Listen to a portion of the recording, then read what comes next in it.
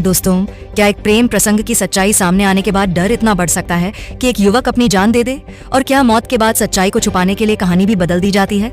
इसी तरह श्रावस्ती से इस वक्त एक बेहद सनसनीखेज, उलझा हुआ और चौंकाने वाला मामला सामने आ रहा है, जहां एक युवक की मौत ने पूरे गांव को हिलाकर रख दिया है।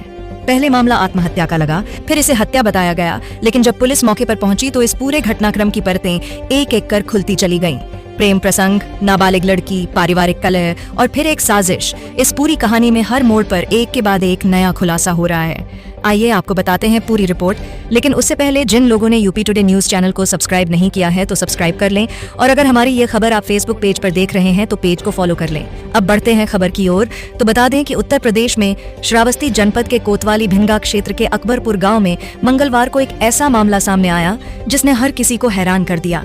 गांव निवासी करीब 23 वर्षीय विजय कुमार वर्मा पुत्र बड़े लाल वर्मा ने अपने घर के पास मक्के के खेत में लगे शीशम के पेड़ से लटककर अपनी जान दे दी।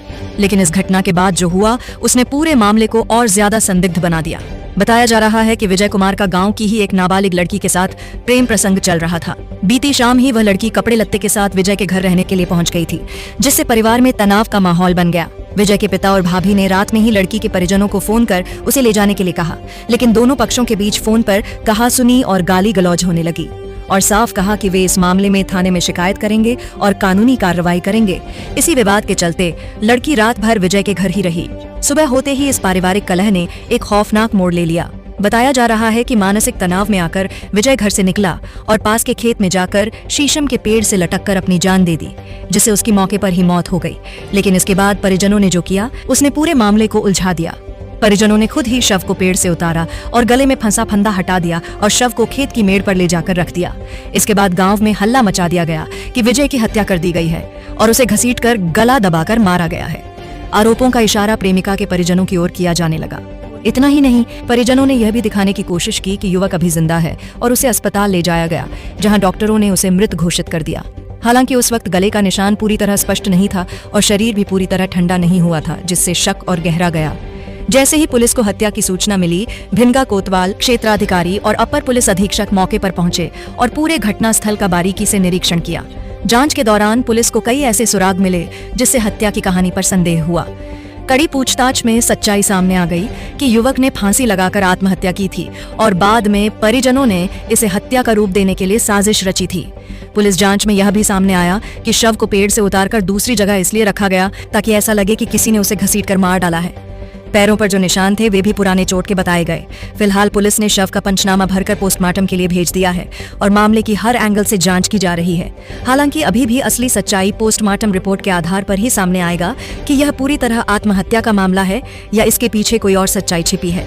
इस घटना ने एक बार फिर यह सवाल खड़ा कर दिया है, पारिवारिक विवाद और सामाजिक दबाव किस तरह एक युवा की जिंदगी छीन सकता है और कैसे सच्चाई को छुपाने के लिए झूठी कहानी गढ़ी जा सकती है।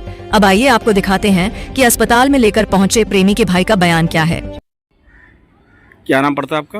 रंजीत कुमार वर्मा। कहाँ के रहने वाले हैं? अकबरपुर। क्या घटना हुई है बताइए। घटना सर ये एक लड़की का कुछ मैटर था, तो हमारा भाई था, तो कुछ अफेयर चल रहा था उसका। उसके लड़की के पिता और उसके भाई जो लड़की वाले हैं, उन्होंने शाम को हमारे भाई के ऊपर फ़ोन लगाया और धमकी दे रहे थे मारने के लिए। बोले कि तुमको मार देंगे, वो फलाना नमाज दुनियादारी बताए। तो हमने उसको शाम को उसको अपने पास लिटा लिया, कहीं आ जाए या मारने वारने के लिए कोई बात हो जाए। तो उसको हम अपने पास लिटाए, शाम तक अपने पास लिटाए रहे उसके। सुबह उसकी जो लड़की है वो लड़की हमारे द्वारे पर आ गई। जो लड़की थी वो आ गई यहाँ पर, तो हम सबने कहा कि आप यहाँ से चले जाओ। तो हम उसके पिताजी के पास फ़ोन लगाए, ये लड़की को अपने लेकर जाओ, यहाँ बार बार घर हमारे आ रही है, क्यों आ रही है। उसके पिताजी ने कहा कि हम FIR करने जा रहे हैं और उसको मिलेगा तो मार देंगे या वो फलान नमाक, और उसके भाई सब लोग बताने लगे। क्या नाम है उनका? वो बचाऊ यादव जी, और उनके भाई का नाम है बहरेची, उसके भाई का नाम है। क्या हुआ फिर? वो भाई हमारा था, ये लोग बगल में एक खेत जोतने के लिए आए थे, तो उसको हमने कहा कि जाकर खेत उनका जोत दिया। तब तक हम सब देखते हैं क्या हुआ। हम मोटरसाइकिल लेकर रोड पे चले आए यहाँ पर देखने के लिए कि देखें क्या बात है, कहे नहीं ले जा रहे हैं, वो बैठी है। तो फिर जब हम यहाँ आए तब तक वो वहाँ से जोत कर खेत में और आ रहा था। रास्ते में वही खड़ंजा लगा, वहीं पर वो ट्रैक्टर कच्ची रोड है, ट्रैक्टर वहीं पर खड़ा था, ट्रैक्टर वहाँ खड़ा था और ये गायब था भाई हमारा। तो हमारा एक छोटा भाई है, वहाँ घर से निकला था दुकान के लिए जाने के लिए, तो उसने देखा कि ट्रैक्टर वहाँ पर खड़ा हुआ है और वो नहीं था, तो रोने लगा। हम सब ढूंढने लगे कि कहाँ गया आखिर वो। तो जब ढूंढने लगे तो एक बच्ची, तो पास में मकई का खेत लगा है, तो बच्ची वहाँ पर गई, तो उसने बताया कि वो लड़का वहाँ पर पड़ा हुआ है, उसका चाचा लग रहा है। जब वहाँ से हम सब गए तो वो खेत में पड़ा हुआ था, तो हल्का उसका सांस चली, तो लेकर भागे यहाँ पर, तो यहाँ पर उन्होंने डेथ बता दी। चोट कहाँ पर है?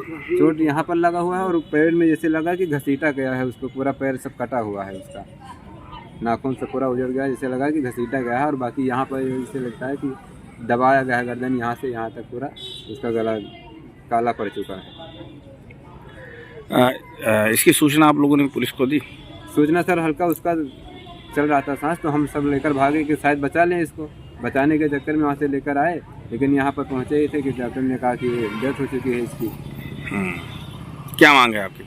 अब मांग ये है सर कि हमको न्याय चाहिए, बस सरकार से ही मांगे कि न्याय चाहिए, पुलिस प्रशासन से भी मांगे कि न्याय चाहिए हमको, क्योंकि लड़की वाले वो डरा धमका लेते, हमको पूरा शक है कि वही लोग किए होंगे सर।